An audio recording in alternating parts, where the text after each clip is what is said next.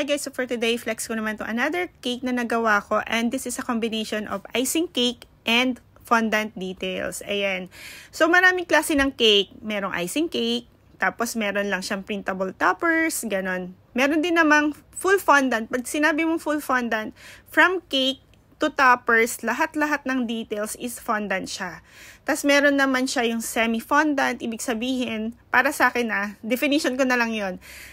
Combination siya ng icing cake with full fondant details. Ayun. So itong cake na to is semi-fondant siya.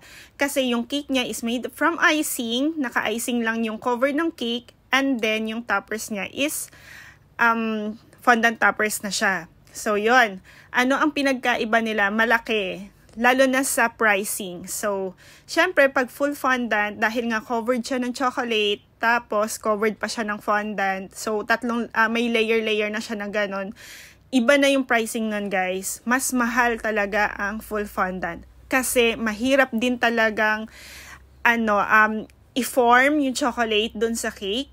At the same time, mahirap din magmasa ng fondant. Sobrang nakakapagod yon, nakaka-stress pati. Ayun. So, kapag ka-fondant ng usapan, mahal talaga yung price nun kasi hindi biro yung pagod ng baker pagka gumagawa ng fondant cake. Whereas, pag semi-fondant, ang pinaghirapan ng sobra talaga doon ng baker is yung pagde-design ng fondant details. So, yon. Pero pagdating dito nga, kapag ka semi-fondant is medyo madali siyang gawin kasi nga icing lang naman yung ilalagay dun sa cake.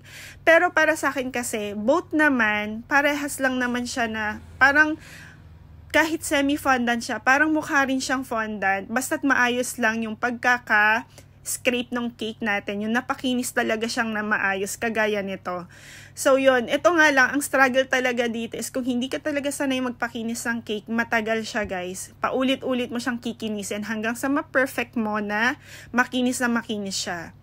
So, yun. Pero ito nga, medyo mas madali siyang gawin compared sa full fondant. So, yun. Dito lang talaga yung sa paggawa ng details, ibang day din siya ginagawa. Hindi mo siya pwedeng gawin na on the spot. Kasi kukulangin talaga yung oras mo. So, kagaya nito, yung ginawa ko dito is marami siyang fondant toppers. Ilang days ko din siyang ginawa. So, bakit siya mahal? Kasi nga, yung paggawa din ng fondant details is matagal. Ayan, ito is may combination pa siya ng gum paste. Yung mga leaves na nilagay dyan is made of gum paste para hindi siya lumundo or matumba, ganon. Kumbaga, stand alone pa rin siya kahit na ibabiyahe yung cake. And eto na nga siya nung matapos. Ayan, nilagay ko na lahat ng details and then yung happy birthday.